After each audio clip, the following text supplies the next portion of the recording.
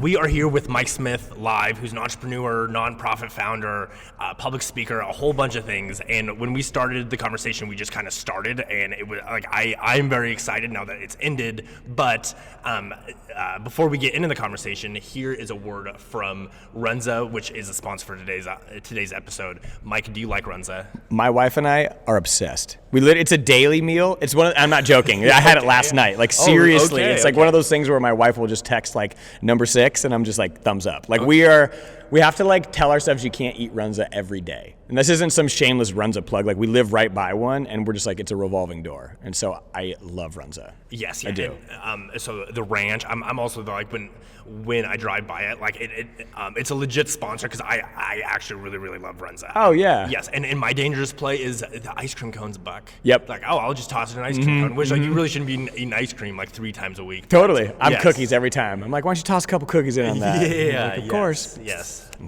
Well, here's the conversation. Can you make a Nebraska show by only featuring Nebraska, or like can it ever be more than the 10,000 clicks? Oh yeah. If it's only Nebraska people. I think so. I mean, I think the one thing that I would say that's the truest is like, I mean, I'm hoping so. I'm trying to will a Nebraska travel show into existence. Like that's what I want to do. Okay. And like I think that there's 2 million people who live in our state, right? Yeah. My marketing strategies have typically been like, okay, there's 10 million kids who watch my show every week, and I'm in 48 states that I can drive to. The other, places I've got to fly to, and I have to run marketing campaigns on Snapchat, Instagram, Facebook, everywhere I go and everywhere I've been. Like I've got a trail of Facebook marketing and Google Pixels all across the country in these little micro areas where I go, right? Like and you can build an audience that way, and I did. I built a great audience, and it wasn't the Instagram audience. I built a great audience of teachers and gatekeepers and superintendents and school counselors and people who actually like write checks and open doors. Like that was my audience that I got into, and it was like worldwide, and it was something I could build from my phone. You simplify it down to 2 million people. How many of them can't read, right? Like how many are too young and too old to read and watch this stuff anyway? So you cut out another like couple 100,000, let's just call it, right? So you're at 1.5 million people who could possibly listen to your stuff. How many of them don't even know podcasts, like what a podcast is? I still get that question. For sure, but that's what I'm saying. I think that instead of looking at it as a podcast, look at it as media, and this is one of the 3 mediums. You can listen to it, you can watch it, and you can read it, right? So it doesn't matter if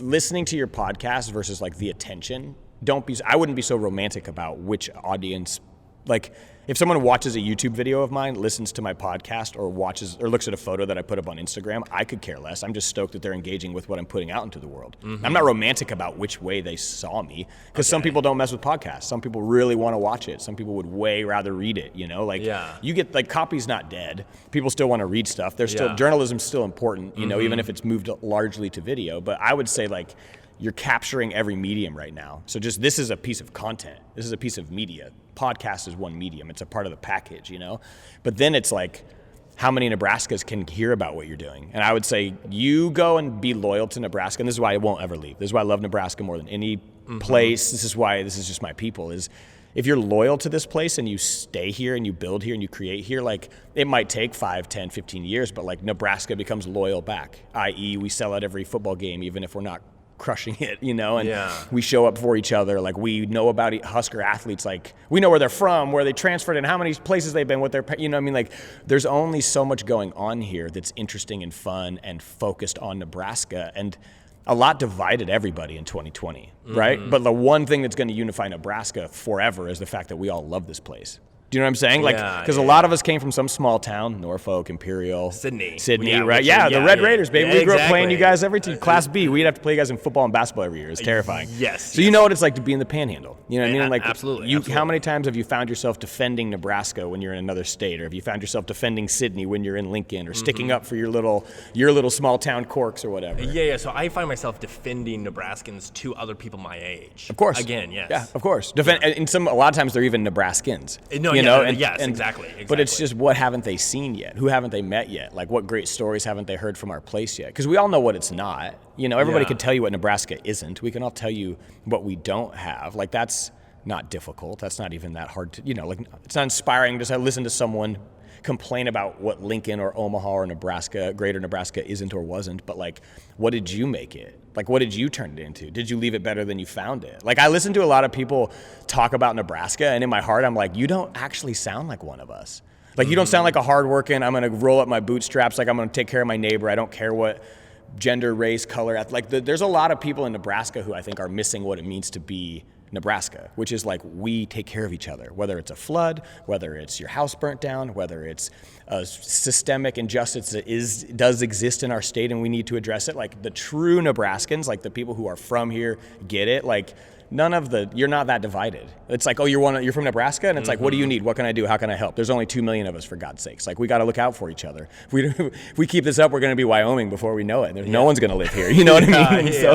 You know what I mean? Like, this place is incredible, and the people here are amazing. Like, I've traveled the world, and I don't see kindness and generosity. And like, we're not the like, I'll help you across the street type of people. We're the like, I will pick you up and run you across the street and make sure you got there safely, and then go get your belongings and make sure they get there too, and walk you to your car and tell you to have a great day and tell you what our favorite Runza is along the journey. Like, that's what Nebraskans are. And so I'm seeing a lot of people who it feels like are forgetting that. And I feel like what I love about what you're talking about is you're trying to celebrate our state and celebrate our people, and you want our state to see how great it is, but you just have to show them in a way that's appealing to them. And I would say what you did with me is wise, but go drive back to Sydney and do it with a Sydney superstar, and then go drive to Scotts Bluff and do it with a Scotts Bluff superstar, and then go to Broken Bow, and then go to Valentine.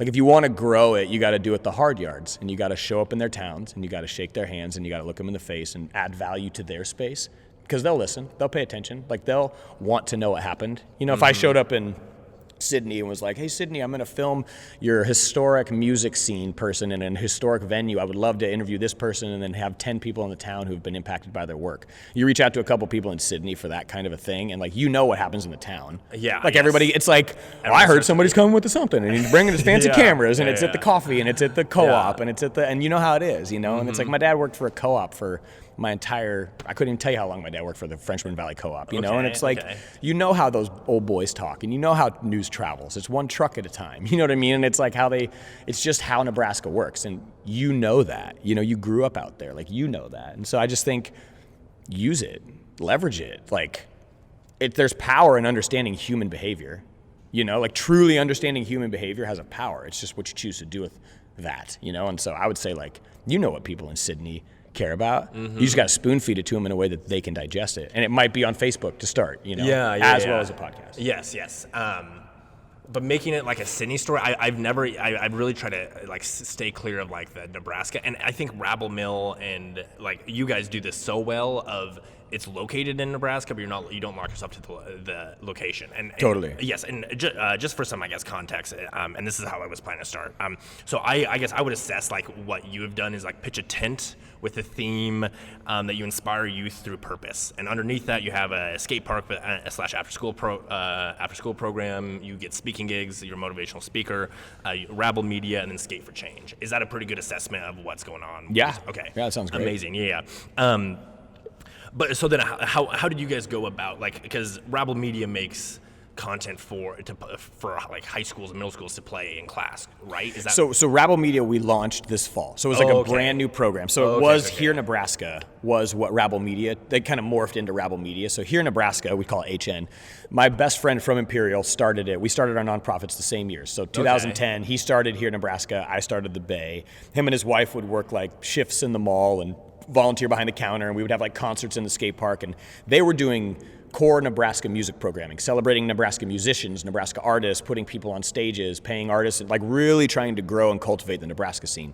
He got his master's at Michigan State and was constantly defending Nebraska. So his master's program was what is it called? Your dissertation? No, that's your doctorate, I think.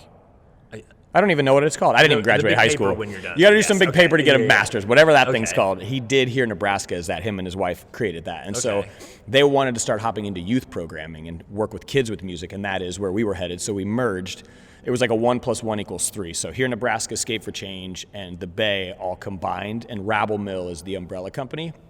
And so Rabble Media launched, and our goal really is, it's kind of your skill set. It's you know, we believe down here that the tech gap, like this opportunity gap, this technology gap that everyone's talking about, like access to the internet, access to computers, like it's very, very valuable, and that's information, and information is massive. But skills is what changes lives. Having a skill set, being able to plug in a camera, knowing if something's unfocused, being able to run the audio, being able to set this up, you're a $20, $30, $40 an hour person now. You know what I'm saying? At something you like to do. And so a lot of people want to leave Nebraska. you're a college kid, you graduate, you want to go to Austin, go to Chicago, go to some other place, make a name for yourself. A lot of our kids, especially the ones growing up in urban Lincoln, they're not leaving. Their family, they don't have family somewhere else that they can go move in with. They're not trying to go to college in another place. Like, these are kids who are growing up in generational poverty in our city. And so we can get them laptops, and Allo has done a phenomenal job of making our city inclusive. With Brad Moline is another Imperial dude, awesome guy, great friend of mine, such a rad dude, and he's helping us with everything we're doing down here. And it's the same concept. It's like you've got to get them access to the internet, but they also have to have skills on top of that. And so what we're trying to do is teach through Rabble Media digital new media skills. So it's teaching kids how to podcast, teaching kids how to vlog, teaching kids how to shoot photos and shoot videos and create content. We don't care what they make it about. Skateboarding, music, fashion, storytelling, it doesn't matter what they're telling stories about. The cover is if you're really, really good at Adobe, by the time you graduate high school, you're hireable. Like, every marketing department needs that. Every company needs that. Everybody's looking for someone who can run their Instagram, do retargeted marketing on Facebook or Google, knows how to put a pitch deck together, can sit in a room and understand when people are talking about social media, isn't intimidated by being like, our company's got to make some TikToks. And you always have like the old marketing person like, I don't TikTok, I hate, and it's like, you know how it is. I know exactly. These marketing people they get older and older and older, and social media gets younger and younger and younger. So your gap of understanding for these companies can get massive. And all of a sudden you're like 50 trying to talk to people on Instagram, and you don't like it. Like, it's going to come across as fake and brandy and not well thought out. You can tell the marketing departments who have like young people in there with energy and ideas because they're crushing it. They're coming up with funny things. They're saying funny stuff. Their responses are on point. And then you can tell these like archaic marketing departments that's like, we had to get it checked by 43 people before we sent out a tweet because the CEO is so psycho about it. You know what I mean? Like, you've worked and seen all of it. Yes, totally. Our I'm kids, actually hiring an intern right now at Hurrdat, so if you know someone, you get it. No, I mean, that's what we're trying to create is an army of kids. Like, what do you want? Like, what are you looking for? Social media and then like production. I could give you this kid named his name is Malachi. He's the fifth of 9. He lives in York, and he's a 16-year-old kid I hired to shoot a commercial the other day. My favorite quote from him was, I just got my driver's license, and I don't know if I feel comfortable driving to Lincoln yet to film this commercial. This is like a high-end production, and I was like, oh my God, this kid can't even drive. I was like, it doesn't matter. He kills. His editing skills, dude, he's on point. Like, sick. I don't ever want to let this kid go. I'll give you his information after this. He's a savage. Okay. But it's like I'm going to create an army of those kids in Nebraska. Imagine if there's hundreds and hundreds of kids who can vlog and tell stories and create and aren't afraid to put themselves out there and like know how to use all the mediums strategically. They're going to flood these marketing departments at all these places around here. You know what I mean? And everybody's down to hire a kid to come shoot some content. My job is to make that kid so dang good and understand their business principles so well that you don't let them go. You would never want to lose one of our kids because like your Instagrams never look so good, or your accounts never had as much interactions and engagement. Exactly. And like our kids can create that, but that's why we're trying to create a high school here. It's like to teach them those skills. Nobody wants not nobody, but school was built very assembly line-ish, and we always see those, statistics about when public school, like in the school day, and it's on a bell, and like you see all the same stuff. We all went through it, whatever. 8 periods, there were 49 minutes, whatever we did. I don't know what you guys did in Sydney. Imperial was the same kind of thing, and it's like, and that's just not the way that kids work today. They're freelancing, they're working from coffee shops, they're on their laptop, they're doing 16 tasks at one time, and they're creating content for themselves while for other companies. Like, that's what freelance work is today, and so our kids can start that now. And they can cut their teeth now, get their 10,000 hours before they graduate high school. And that way, when you hop out of high school, like if you want to go to UNL, amazing. Like, I want you to go to UNL. If you want to go to Wesleyan, amazing. Go to Wesleyan. Like, if you're the first person in your family to go to college, I can't wait to show up at your graduation and bawl my eyes out for you. Like, if that's your journey, heck yeah. But for a lot of kids, it's not. And it doesn't mean they can't walk into some tech company, some office, some place somewhere and be the most talented person on the team because they've been shooting content for 4 years. Like, that's a given. Our kids down here picking up cameras at like 12. You know what I mean? Like skate kids are running around here like filming, trying not to die, getting great photos while skating, while jumping off of stuff, holding a camera, and then they got to go edit it. And it's like most marketing teams are like, I don't have an attachment for the tripod. And you're like, the shoot's over. Like, we can't do it. And our kids are like taping their phones to things, you know? And it's like, there's a scrappiness they still have. And it's like, I want to harness that, you know? Yes, yeah. So I guess like the cliche question that creators or that I guess I get and sometimes struggle to answer is like, what's your why? Yeah. And it seems like you're a person who does have a pretty, I guess, sexy why of like, I want to like help advance the state and, you know, all of that. Do you think that needs to be the case? Like, because like when my answer to that question is I just really like to do it. Yeah, and that's okay. And I wouldn't say like, it's like there are people who are that they are driven. They're like driven by impact and change and culture, and that's probably where I'm at, right? It's like this, but the thing that's different is like I don't actually have I couldn't get hired here at the Bay. Like I couldn't get a job here. I'm not better. There's no department head person or anybody running a program that I would be better at their job than them today, truly. Like I can only kind of do my job. And it's because I built this place on this passion of this thing and it's this mission and we're going in this direction and it's a lot of vision casting. And like, I don't actually have like a tactical skill. So a lot of people who build it because they love to do it are good at the skill of it. Like they're good at interviewing. They love to set it up. They love the process of it. I get to meet a bunch of new people. I get to travel. I love being in the editing bay. Like there's a million reasons why you like to do it. And that's all very personal to you and nobody else needs to know. It doesn't matter necessarily to anybody else. Like why I like to do it is because I wanted to have a job where I could wake up every day, still be a big kid, not have a lot of rules, get to kind of create my own space and make a huge impact. And like, I did all right. You know what I mean? Like I'm still chipping away at it. Like we're getting there, you know, and my why is super different and I'm pivoting. My career's pivoting. COVID has forced me to, you know, essentially retire and move into another direction, but my why is going to go with me. You know what I mean? And so Mike Smith's not really changing. It's just where I do what I do is pivoting. But dude, like for you, I would say if you just like to do it, like that's like so reassuring and refreshing for me to hear almost because a lot of people are doing it because they want to be famous. They're doing it because they want to make money. And then there's we're doing it because we want to make an impact. But the purists are like I'm just doing it because I love it. And that's what skateboarders are. Yeah. Like you know what I mean? Most of them aren't going pro. Most musicians aren't making a buck off of it. You know, most people who love fashion are spending more than they're making, you know, but they just love to do it. And like, those are my favorite people to be around because that's true joy. That's true. Like, you know what I mean? It's like you're oozing it for the love of the thing, not the like what it can give you. And I really respect that about people. Okay. So keep going, dude. Yeah, all right, sweet. Yeah, keep going. Just when I get the question, I think people pose it as like the like Simon Sinek of like, I want to be inspired by your answer. It's like, well, like you're looking from the wrong person. Simon's a very why-driven human. You know what I mean? And Gary's a very money-driven human. You could list all these like kind of Twitter influencers and blogger dudes that are all a similar version of each other, but that's what I'm saying. Like they all have their slice of the pie. Yeah. You know, like they all have their little niche that they're focused on. And like Simon's is phenomenal, huge heart. You know, and I've never seen someone so data-driven and so heart-driven. You know, like Simon hits such a funny. You know what I mean? Where he's like robotic in his answers, but he's also very heartfelt in it a little bit too. And like Gary's very just like go, punch, punch. And then you see some of these other, you know, dudes or women or people or Shark Tank people who just have their way of communicating, but it's all the same kind of stuff. It's just everyone's trying to like verbalize how their experience impacted them. Yes. You know what I mean? Yeah, like that's absolutely what everyone's trying to do. Yeah. All right, Mike, so there's a young people, I guess, are facing unique challenges now than like ever before. And the two, I guess, things that I think are unique and I guess I think are real is disengagement in school. My girlfriend's a high school teacher, and every day she sees like kids just sitting on their phone all day. Yeah. Do you think that is real? And then how do we go about fixing it? And is like because it seems like you're going about fixing it. Yeah, I mean, I don't think that COVID had to hit for people to talk about disengagement in school. You know what I mean? Like I think everybody was like, this seems to be where it's headed, and you know, your heart has to break for the education system because it's so big.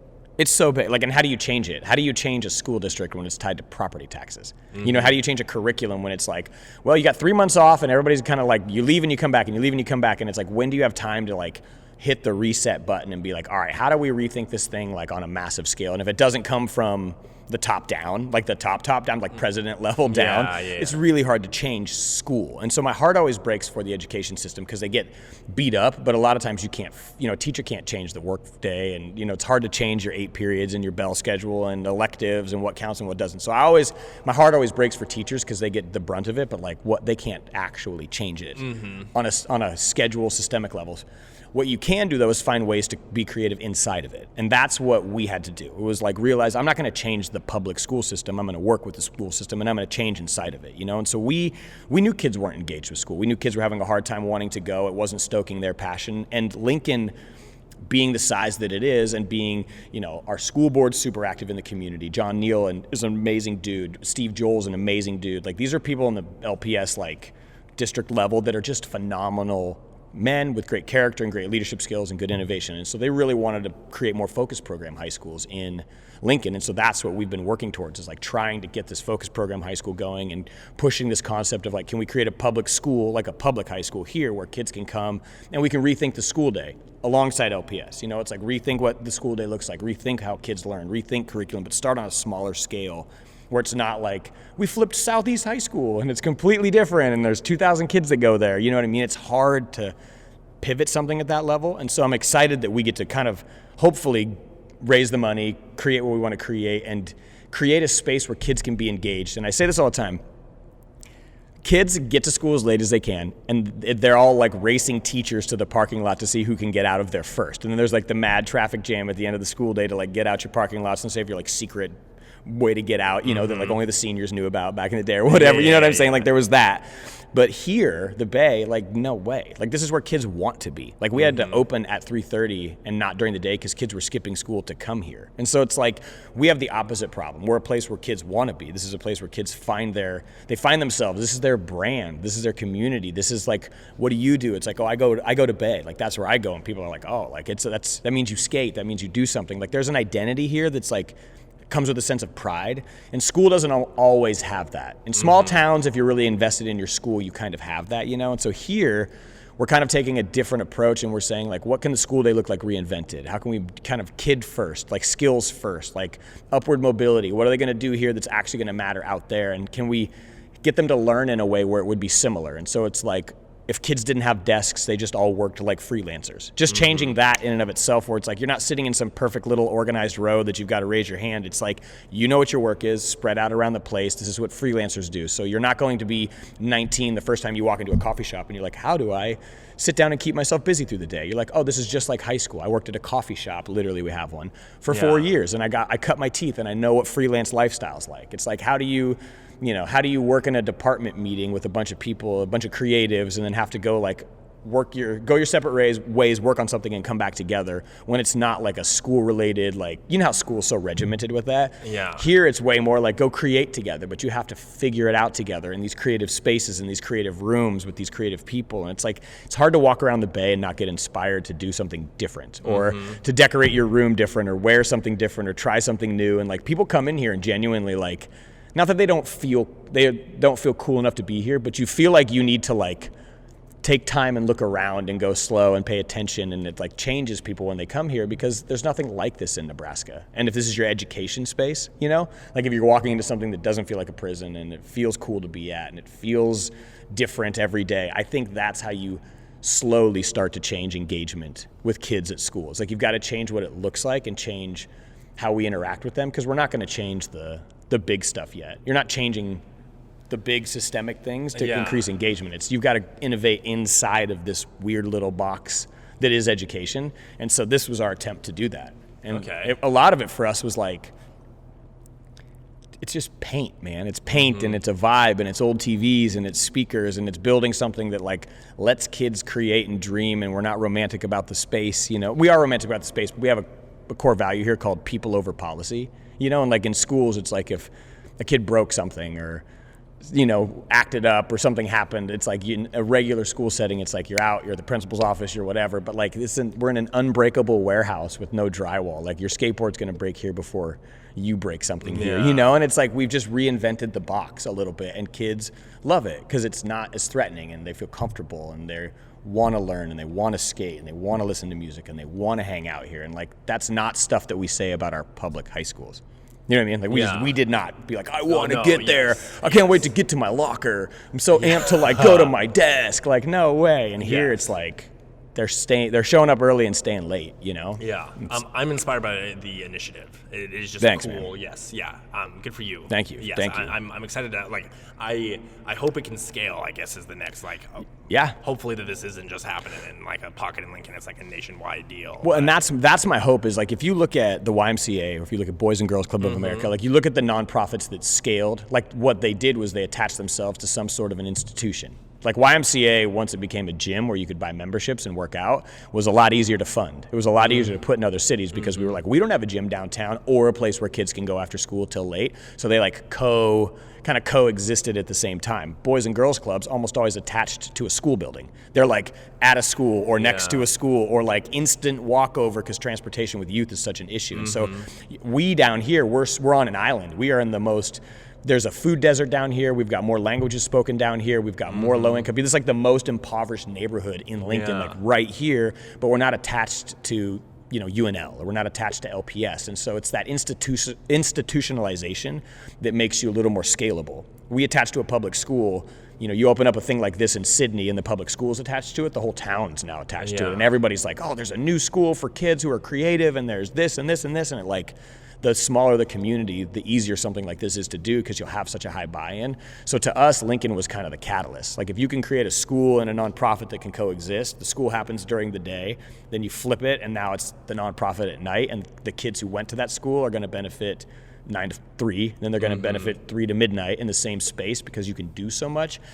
It's like a great way to resource dollars, like your schools aren't sitting empty, not being used from 3:30 to midnight like they are right now, and nonprofits aren't sitting largely unused when kids aren't there. Like it's a great way to use one space all day, same kids, same dollars. Like it's checking so many boxes, but it's not like 2 buildings and 2 staffs and 2 insurance policies. It's just a really good way for us to cut a lot of the overhead costs, which is what makes it scalable. It's hard to scale something if it's really expensive every time you do it. Yes. And this is way easier if you can attach it to a school. Yeah, absolutely. Smart. Thanks, man. Yeah, very, very interesting. Okay, so then the other thing, and I know this is like a part of your like speaking message, is the follow the likes, and like with social media being like a relatively new invention, like the teen suicide rate and teen mental health is like taking a huge dip, and like a bunch of young people are struggling with that. How do you see that problem do you see it fixing, and how does that happen? I think the hardest thing, and I try to challenge kids all the time, is everyone is spending too much time on their phone. Everyone is spending too much time on a screen at some point. And even if you're not like obsessively connected to social media, it's something else. It's gaming, it's YouTube, it's watching the news. Like most of us are looking at some sort of a screen almost all day long, at some point. It's a TV, for God's sakes, whatever it is.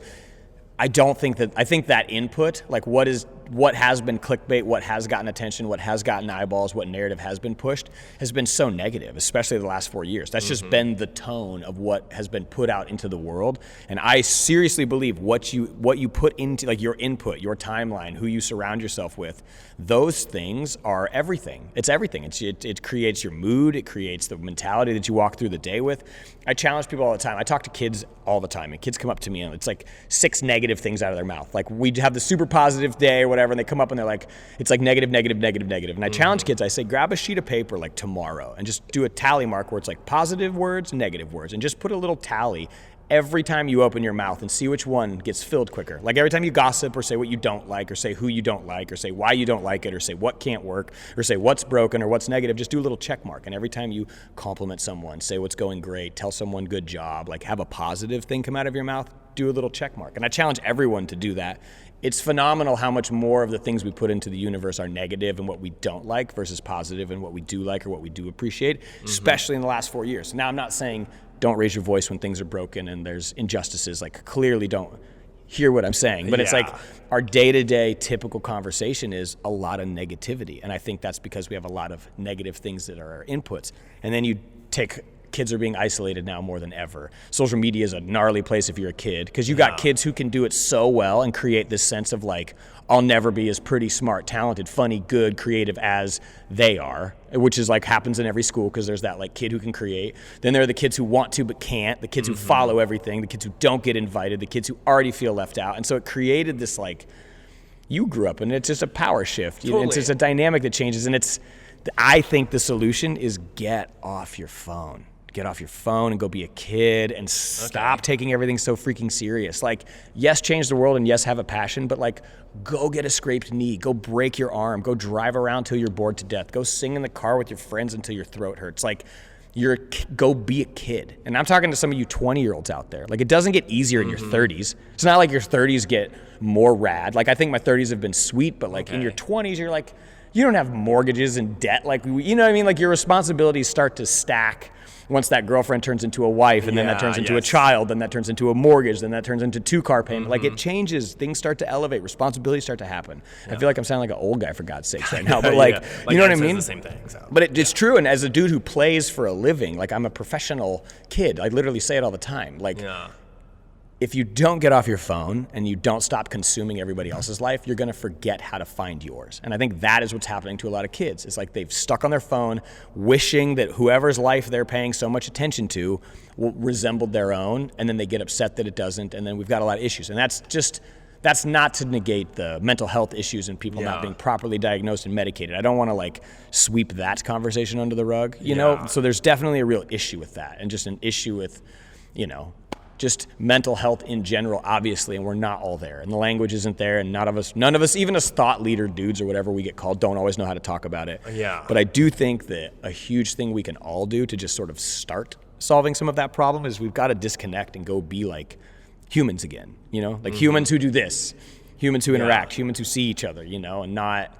It's easy to say whatever you want on Twitter, and it's easy to look tight on Instagram, and it's easy to like put out a very funny vlog on YouTube that you spent 20 hours editing and 1,000,000 hours perfecting. Like, those are things that you can do, but that's not reality. You know what I mean? That's just not reality. And I think that kids get it stuck between what is and what isn't real, you know, and they don't see it. Like, they just don't see it. And so, I mean, I feel like that's it. Yeah, I think that answers my question. Cool. Yes.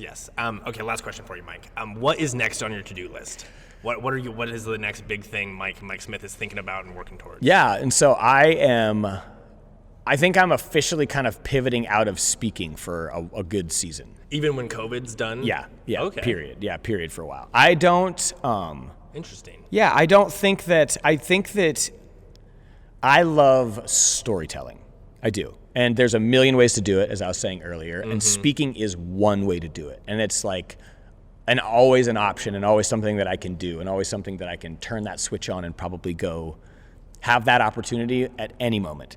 But there's so many other ways to tell stories, and there's so many other audiences and other platforms, and I'm not even talking about like digital, internet or digital period. There's just other spaces and other things that I want to do with my life and other things, and truly all of them are so Nebraska focused, and specifically so Lincoln focused. Like, my next 10 years is going to be in Lancaster County, and it's going to be very focused on this community, this city, these kids, this state. Like, I have traveled the world for the last 10 years, truly have. Like, it's an unthinkable amount of flights, an uncountable amount of places and speeches and kids and locations and just stuff, and I love all of it. And I want to bring all of those experiences and ideas and passions and failures and successes that I've had to Lincoln. And I want to do it in a way where it's entertaining and exciting and fun and inclusive and uplifting. And so I'm kind of launching this it's a new brand. It's new, but I built it 2 years ago. I built it 2 years ago and waited on it and was like, I'm going to unload this when it's time, and I'm waiting for it. And so it's called Hey Mike. And so it's kind of a pivot from Mike Smith Live, which was my youth speaking in that whole world. And so Hey Mike is just going to focus on activations, storytelling, and disruption. And those are the three things that I think I do really well, is create activations, create crazy ideas and things, whether they live for 10 years or 10 minutes. It's kind of up to the client. That storytelling piece is really like, whether it's creating media content or if it's actually coming and telling stories and doing that. And then I think that disruption piece is really where I get to be specific about the kind of clients I want to work with. I have a very special skill set, which is I'm not going to do it the way that any other ad agency or marketing agency or crew that you've hired is going to do it before. Like, if you're hiring me, it's because you want something completely different and weird and risky, and it's not the norm. And I'm going to look at it that way. And so I want to be really choosy about the people I work with next, because I just think I've acquired a skill set that allows me to pick clients differently than having to just like get a bunch of people to go create videos for and do the media game. You know what I mean? Like, that's not at all what I want to do. And so there's that. And then my wife and I just bought an acre of property in town. So it's right here in between 56th and South and A Street, Okay. right by Roberts Park. Okay. It was this total sleeper house. Like it was being eaten by this big cedar tree that we cut down. Everybody drives past it because it's on 56, but you just don't always notice it. Okay. But we're basically flipping this house. It's an old farmhouse, and so we're renovating that, moving into it, and then we're opening up a big greenhouse on the property. And we want to open up a wedding venue and a yoga studio like on our property. Damn, okay. And so so we're really trying to like create some kind of big staples in Lincoln that can just be community spaces where we can impact people and do the things that I love to do. And it's the same exact kind of stuff that I was always doing. I just don't have to hop on an airplane anymore to do it. And so I'm excited for my time to kind of get back a little bit, because I built this whole thing from the road, from my phone for a long time. And now to be able to like be home and really dive deep in some of the things I'm passionate about, it's exciting. It's really exciting. And now I can travel for fun, not always work. And that's also something I'm very stoked to do. Absolutely. Well, I'm excited for you. Thanks, man. It is all very cool and mad respect. Thanks, dude. Thank you very, very much. Thank you for joining me. Of course, yes. of course. Shout out to Runza for sponsoring today's episode. We release episodes every single Monday, so stay tuned for next week. And if you enjoyed this episode, please share the link to your friends. It is a huge help.